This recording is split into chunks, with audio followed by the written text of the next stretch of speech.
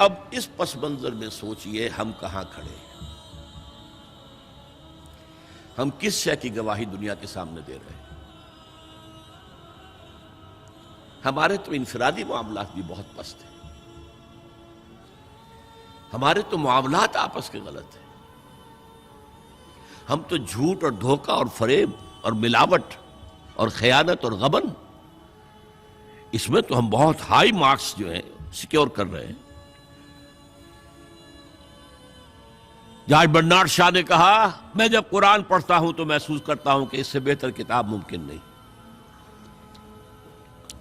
اور جب مسلمانوں کو دیکھتا ہوں تو محسوس کرتا ہوں کہ ان سے زیادہ ذلیل قوم کوئی نہیں۔ یہ گواہی ہم دے رہے ہیں، یہ محمد کے ماننے والے یہ ہیں،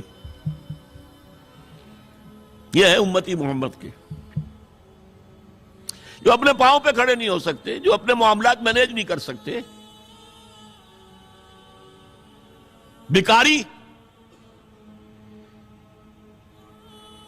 یہ اور کہاں ہے وہ دین؟ کوئی ایک ہی دنیا میں دکھا سکتے ہو کہ یہ ہے دین؟ آؤ see with your own eyes, this is دین الحق۔ یہ جو میں نے آپ سے کہا تھا نا، یہ بڑی نازک ذمہ داری، بڑی نازک، اس کا ایک اندازہ آپ کو ہو جائے گا خطبہ حجۃ الوداع سے۔ حضور نے جو خطبہ دیا، اور وہ عظیم ترین خطبہ ہے تاریخ انسانی کا، آخر میں موٹی موٹی باتوں کو پھر دہرایا۔ دیکھو عورتوں کا خیال کرو، عورتوں کے حقوق ادا کرو، دیکھو غلاموں کے ساتھ نیک سلوک کرنا، جو بھی تھی۔ پھر آپ نے ایک سوال کیا، الا هل بلغت، لوگوں میں نے پہنچا دیا یا نہیں؟ 1.25 لاکھ کا مجمع تھا، آج سے 1400 برس قبل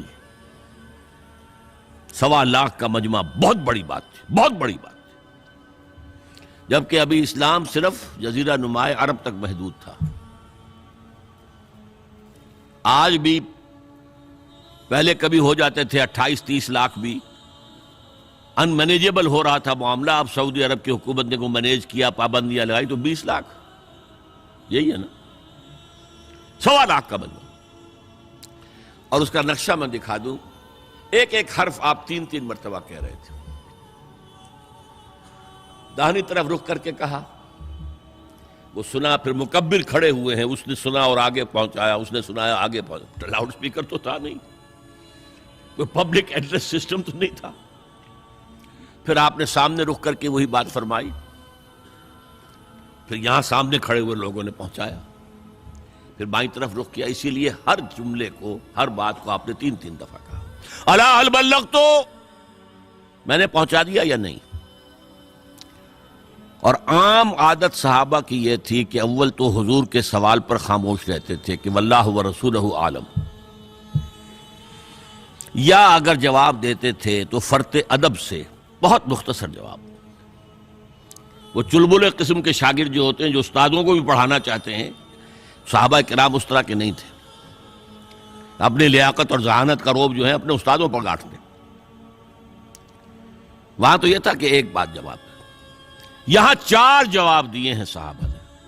انا نشہد انک قد بلغت الرسالۃ وادیت الامانۃ ونصحت الامۃ وکشفت الغمۃ۔ 3 مرتبہ حضور نے کہا الا هل بلغت، اور 3 مرتبہ جواب آیا انا نشہد انک قد بلغت الرسالۃ وادیت الامانۃ ونصحت الامۃ وکشفت الغمۃ۔ اے نبی، ہم گواہ ہیں، آپ نے حق رسالت ادا کر دیا،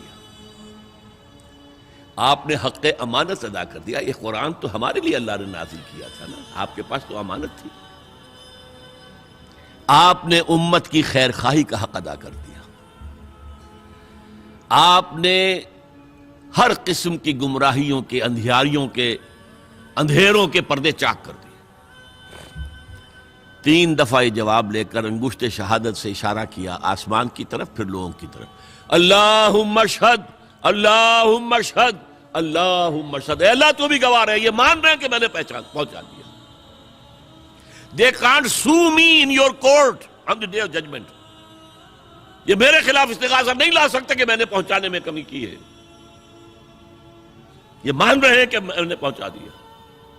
it was the sigh of relief جس کو کہتے ہیں. 23 برس کی محنت شاقہ. کون کون سے مراحل آئے ہیں. یوم طائف بھی آیا ہے, 3 سال کی شیب بنی ہاشم کی قید بھی ہے, معرکہ احد بھی ہے, احزاب بھی ہے, 70 مبلغین ذبح کیے گئے ہیں. کیا کیا نہیں دیکھا, کیا کیا نہیں جھیلا. لیکن پھر بات کیا ہوئی؟ اب آپ نے آخری بات اللہم اشہد اللہم اشہد اللہ, اور اس کے بعد فَلْيُبَلِّغِ الشَّاهِدُ الْغَائِبَ.